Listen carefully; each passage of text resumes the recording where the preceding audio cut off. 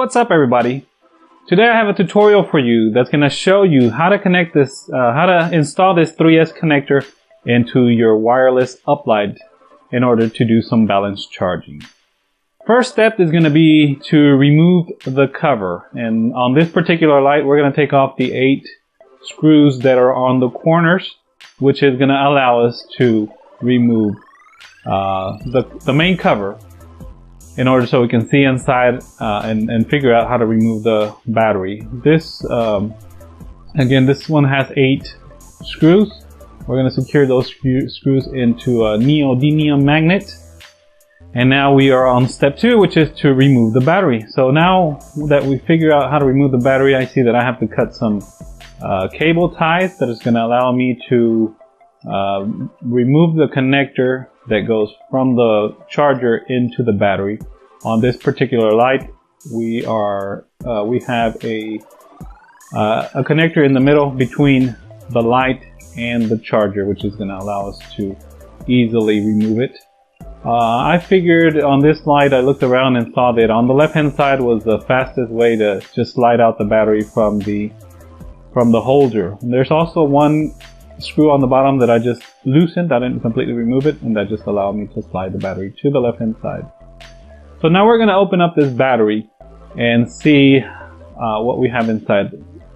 We're going to do that by slightly scoring the plastic shrink wrap that's attached to it, the blue one. So I just scored it on the top very lightly. As you can see, I didn't go all the way through because I'm afraid to cut the cables that are going around throughout the battery. This particular battery also has a thick paper covering around the where the electronics for the battery go. This battery has what's known as BMS, or Battery Management System, but I tend not to rely on those because they're not 100%.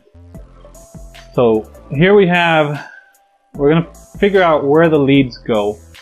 We have 4 cables, black, yellow, blue, and red. On the next slide, we're going to see where these cables go. So here's an illustration of how the batteries are inside. We have cell 1, from left to right we have negative, and then positive to negative, and then positive to negative. So cell 1, cell 2, and cell 3. And we're going to put the cables in between these batteries. So we're going to first find out where our cell 1 and cell 2 and cell 3 are going to. So now first we want to find out the overall battery voltage, and that's at 9 volts. So divided by 3, that's going to mean that our first cell is going to be 3 volts. So we're going to find that that's right there, the red cable. And that's negative, so we got 0. So this should be cell 2 at 6 volts and cell 3 at 9 volts. So again, 3 volts, 6 volts, cell 1, cell 2, cell 3 at 9 volts. So now that we know where they go, we're going to start with the ground cable. The first cable that we're going to do is the ground, which is the black cable, and that's going to go where there was no voltage. So that means that is our negative, and you can't see it here, but there's a B minus right under that that metal that is sticking out of the battery, right there where I'm putting the flux. So we put the little flux in that metal connection, and that flux is going to make it really easy to add some solder, and where we're going to also be able to solder the cable onto really easily. So if you see, the solder just sticks onto it because we put the flux on it. So let's figure out how we want the cables, and what I decided to do is let all the cables stick out the same side as the 2 charging cables are. So we're going to easily solder this cable because we already put enough flux and enough solder on it to where we just tack it on for a second and it's completely soldered on there. So cable 2 is the yellow cable, which is going to be the one that goes to the positive of battery cell number 1, and this is going to go to the red lead that is coming out of the batteries. So we're going to take our yellow cable and attach it to the red cable that's already existing in this particular battery. Now all batteries are going to be different. This one happens to have a red one coming out of it, So that's where we're going to put our cable 2, the yellow cable on this connector. I wasn't happy with the solder, so I'm going to go over it a little bit longer, holding both cables so they don't move, they don't go, you don't have to resolder this. So now that it's pulled down, I can leave it there. I'm pretty happy with that soldering job. And now we're going to go to cable number 3, which is the blue cable, and this goes to the positive end of cell 2, and this was the 6 volts that we saw earlier. So figure out where to put it so it won't be in the way. And one thing to notice is that I wasn't paying attention to this black cable that goes to the charger, and I'm actually gonna touch it with the soldering iron. It's not something you want to do. You want to pay attention to everything that's going on. And once I saw the smoke coming out where it wasn't supposed to be coming out, I realized that I just nicked it. So luckily it wasn't too much, but I mean, even that you should be careful not to do. So again, this is the blue cable that's going to battery positive number 2. And after every time I solder, I always clean the tip of the soldering gun. So this is, now we have cable number 4 and the final cable that is going to go to the cell number 3. And this is going to be indicated by the 9 volts that we tested earlier on this particular battery. Your battery is going to be different depending on how charged your battery is. It can be anywhere from 9 volts all the way to 12.6 volts. So again, we put some solder first, some flux first, and then attach it completely. So before we go any further, all cables are already soldered perfectly. And now we just want to make sure that all the cables lined up correctly. Now I have a little battery tester that I bought on eBay or Amazon, one of the two. I'll put a link on the description. And this is going to tell us the same thing we already know. The battery is 8.87 volts, which cell number 1 is 3 volts, cell number 2 is 3 volts, and then cell number 2 is 3 volts, and then cell number 3 is 2.87, which I find out later that this tester is only good to determine whether I got all the cables on correctly. Once you're happy with your results, we're going to cover up all the leads, all the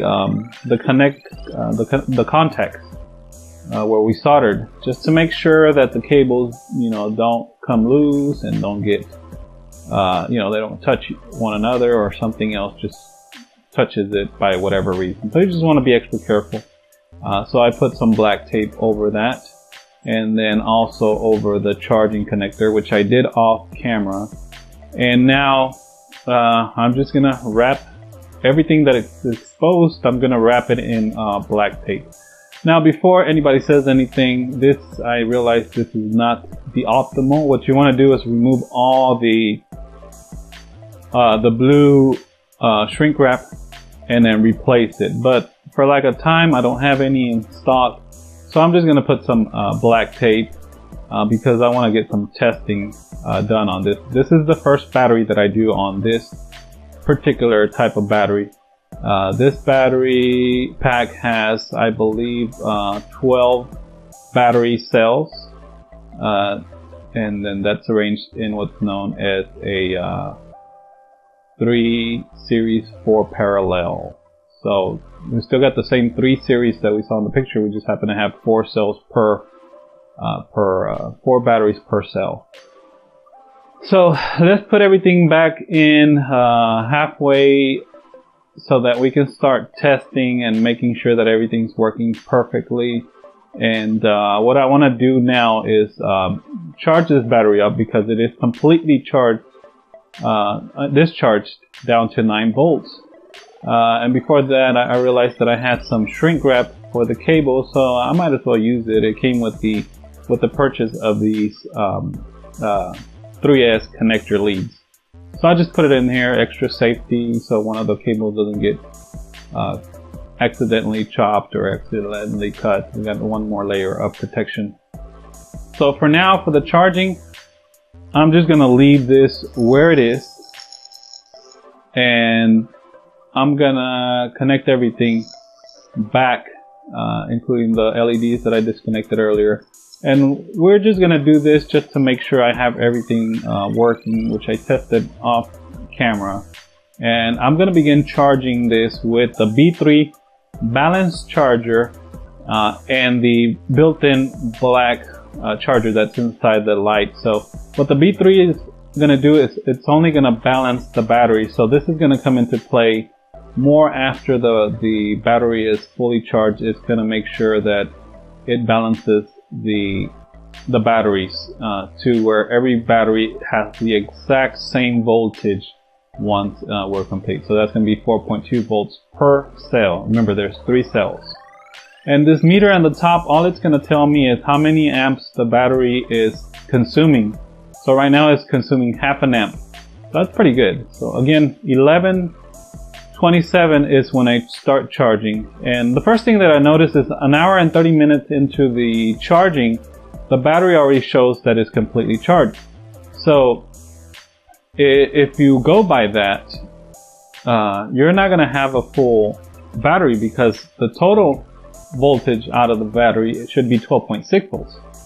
And we're only at 11.2 volts, and the indicator is already showing that it's full, which it's not. 1:33 a.m., a little bit after, I check it again to see where we're at. We're still at 11.8, and this is actually 1:33 in the morning, so I stopped it. And I didn't get restarted up again until 8 o'clock in the morning. So we start charging, and I'll notice that it dropped 0.3 volts in the morning. Again, this indicator is not 100% accurate, but it gives me an idea of a ballpark where I'm at. So I connect this B3 up again, and if you notice up there, everything's unplugged. So now that it's plugged in, it starts charging. The light itself is off. This light does not have to be on in order to charge. So again, I check, it's 8 o'clock in the morning. Now at 9:16, I check it again because I just wanted to see where we are. And I see that the amperage is really low, which means the charger's not working a lot. So 9:24, we can see that one cell is fully charged. So that one cell is already charged to the max at 4.2 volts. And a little bit after 10:07, I see that the battery is completely charged. So I want to take some readings with the little voltage reader, and it says 12.5 and 4.2, 4.2, and 4.14. So I want to see what's not right at this time. So I connect the other charger that's a little bit more detailed, and I go into a balanced charge because I thought it was completely off. And if I hit the yellow button, it's going to take me to another screen. And here is where I saw that it is exactly 4.2 volts on each cell. So at this point, I know that it's completely charged. And if you can see, it's 12.6 volts, which is the maximum. So going on to the results, total charge time was 4 hours. Total power consumed, as indicated by the little meter, was 0.106 kilowatt hours, and I was able to safely say it was fully charged and it was fully balanced.